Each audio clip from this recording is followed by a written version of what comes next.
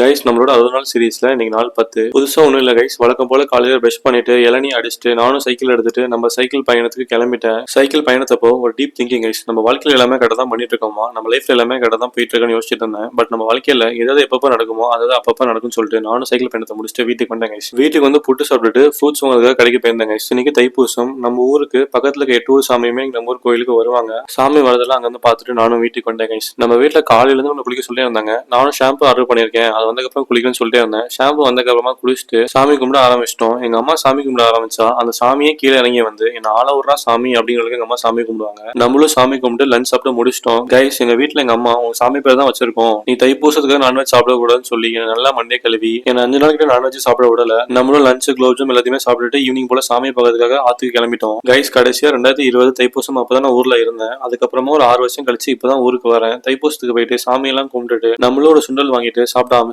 Guys. Guys நம்மளும் இங்க இருக்க எல்லா கேம்ஸும் ட்ரை பண்ண போறோம். கைஸ் ஃபர்ஸ்ட் கேம் 3 பால் கொடுப்பாங்க. இந்த 3 பால் வச்சு கப் அடிக்கணும். இந்த கேம் விளையாண்டு தோத்து போயிட்டேன். செகண்ட் கேம் 3 பால் கொடுப்பாங்க. இந்த பேஸ்கெட் பால்ல போகணும். அதுவும் விளையாண்டு தோத்து போயிட்டேன். இப்பவே நம்ம அக்கௌண்ட்ல 200 rupees மைனஸ் ஆயிடுச்சு. சரி சாப்பிட்டு தெம்ப வரலாம்னு சொல்லிட்டு டெல்லி அப்பளமும் காலிஃபிளவர் வாங்கிட்டு அதை கொஞ்ச நேரம் சாப்பிட்டுட்டு அடுத்த கேமுக்கு கிளம்பிட்டோம் கைஸ். கைஸ் அடுத்த கேம் 5 பால் கொடுப்பாங்க. நம்ம 5 பாலுமே இந்த மாதிரி பிளேஸ் பண்ணணும். அடிஷன் பண்ணி என்ன நம்பர் வருதோ அந்த கிஃப்ட் நம்ம கொடுப்பாங்க. இல்ல நம்ம வந்து ஜெயிச்சிட்டோம். நம்ம இந்த கேமுக்காக ஸ்பெண்ட் பண்ணது 100 rupees. பட் நமக்கு வந்து கிஃப்ட் வந்து 50 rupees கிட்ட தான் இருக்கும். இங்கேயும் நமக்கு மைனஸ்.